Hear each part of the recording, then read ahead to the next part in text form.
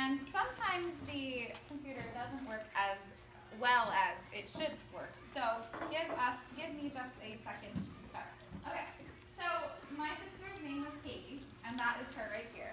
And Katie was one of the happiest, sweetest, most thoughtful, and most stubborn sisters I've ever had.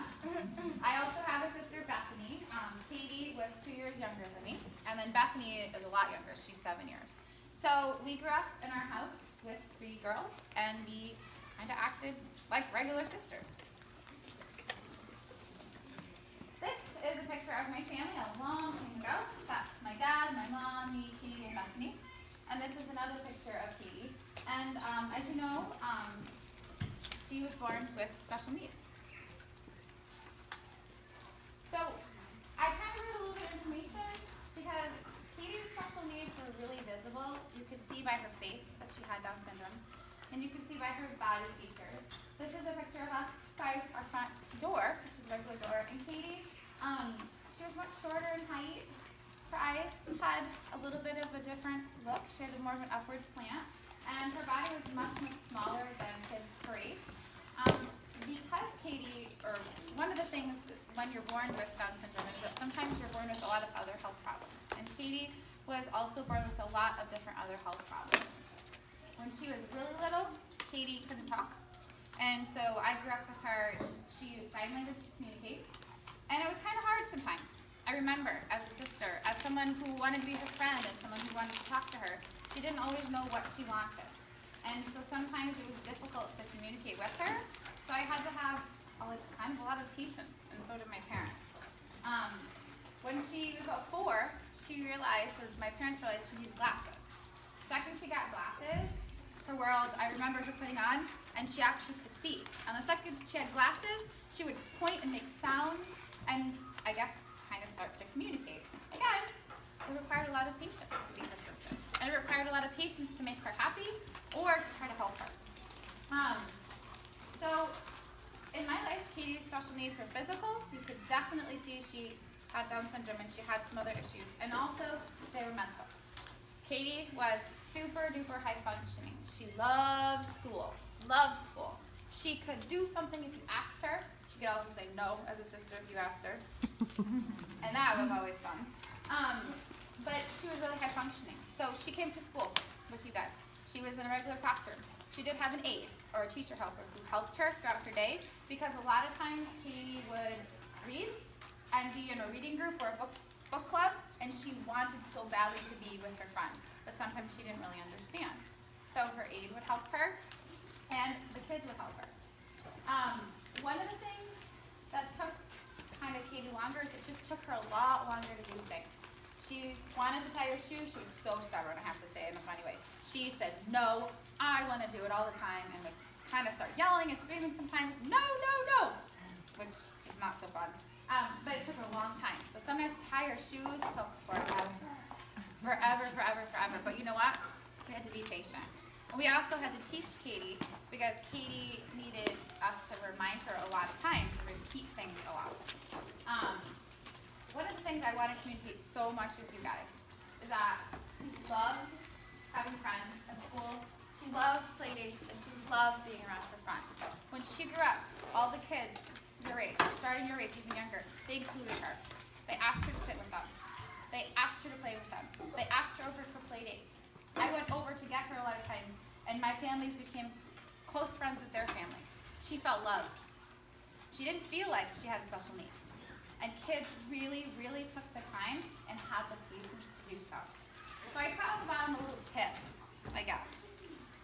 One of the best things you could do to treat others with Down syndrome is to treat them like you'd want to be treated. Really. Even if you tell them something and they don't understand, don't laugh at them. Just be patient. Hold their hand if they fall. Help them at recess. Ask them to play. And they might not understand totally, but that's okay. They feel loved.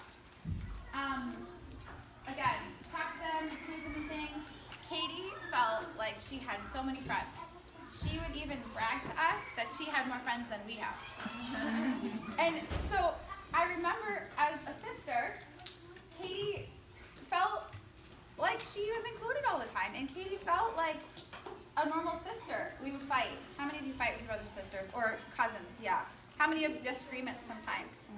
How many of your brothers or sisters, in all honesty, annoy you? So much. Well, guess what? Katie did too. And my mom and dad, do you know what one of their most proud moments was? They would always say, I'm so glad that you guys are like normal siblings. You fight and you have fun and you cry and you play together and it's awesome. So take a look at that picture. When Katie got older, her health problems kind of got in the way of a lot of things.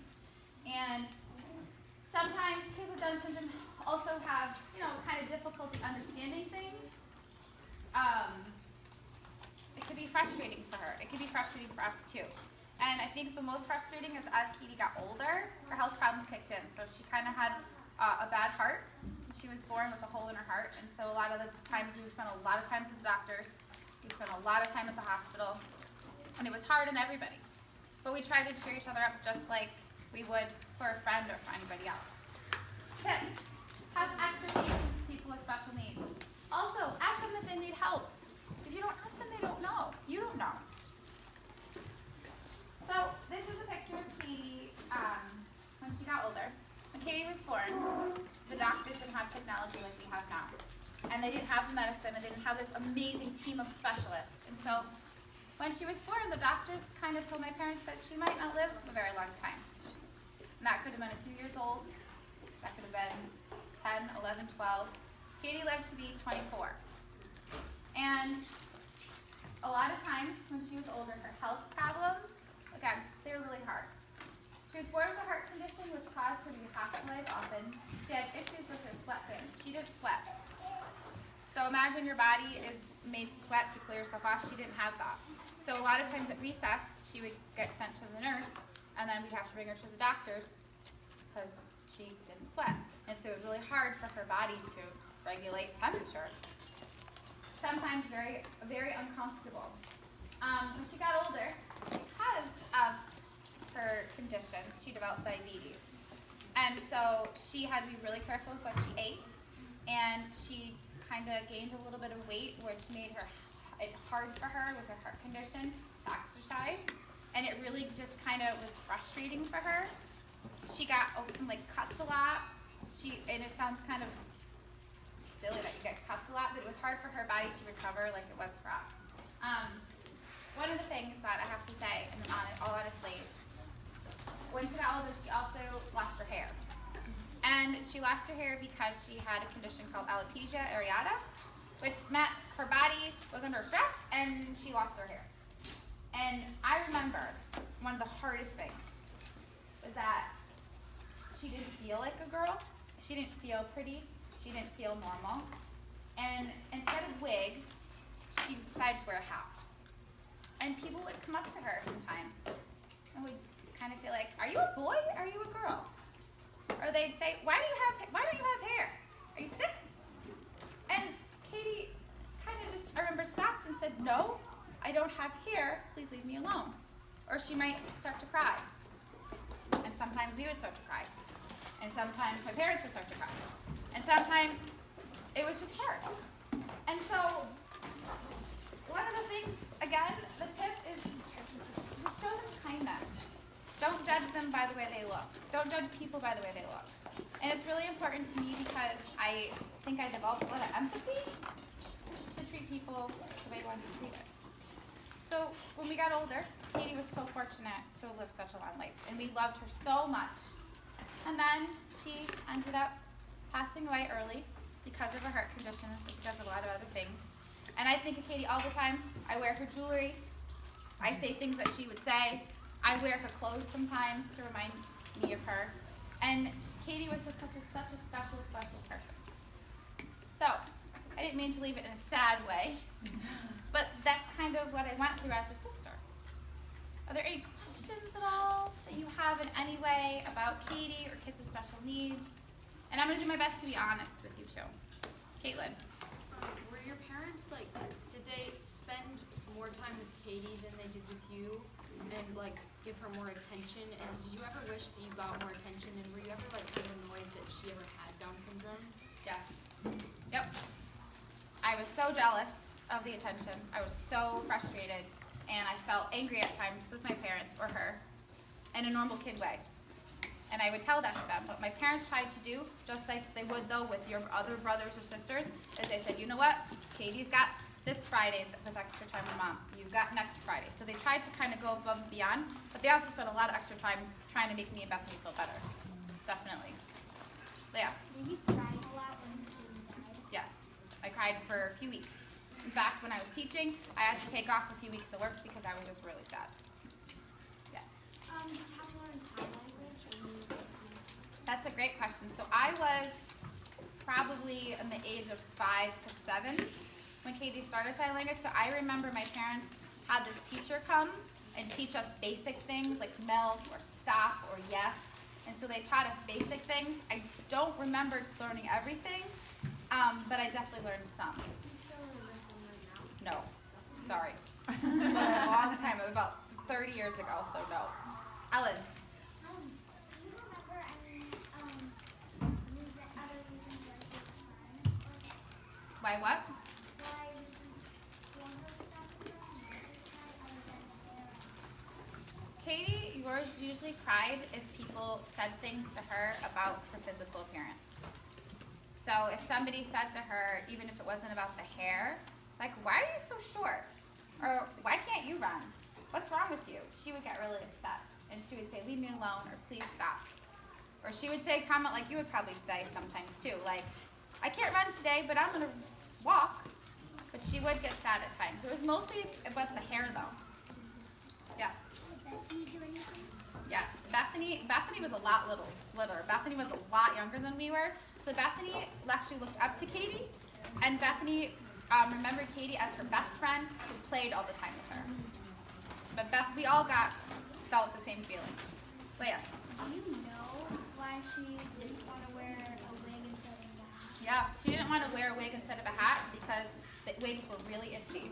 And we spent a lot of money getting these beautiful wigs, and she was literally so uncomfortable, she would start crying. So she said her hat helped, I think it helped her feel pretty, wearing something. So she wore a hat every day. And sometimes she would get really angry if we would make her take it off or do something, because that was kind of like her, I guess you could say, comfy blanket. Mm-hmm. But the wigs were just itchy. At night, did she still wear a hat? No, she'd take it off and take her glasses off. But the first thing she would do, like immediately, was put her glasses and her hat on. Yes. Yes. Were a lot of kids teasing her at school? You know what's funny? I feel like no. The school, her friends at school were so thoughtful and so empathetic. I don't remember ever hearing anything at school. It was more like in public. Like if we went out to eat, or we went to, like, she played softball, she played Little League, she played bowling. My mom helped out with the Special Olympics, so they stayed at our house, the team. She did some different things. She swam, things like that. Go to the beach, go to the pool. People would say things. But her friends at school, I posted on Facebook, does anybody have any pictures of my sister? Because I'm doing a presentation. And I got emails from her friends, who I'm friends with on Facebook, saying, oh my gosh, she was such a great friend. I miss her and I love her. So they were like, you guys are really nice to her. Mia. Mia. Was she blind? No, she was not blind, but when Katie had glasses a long time ago, you guys are so lucky with technology. If you needed glasses a long time ago, her glasses were like this thick. She had such thick glasses because she couldn't see very much. So she had really thick, heavy glasses. And then as she got older, they got, like a lot smaller and a lot like you would see now. How many things happened? How many things happened? What do you mean?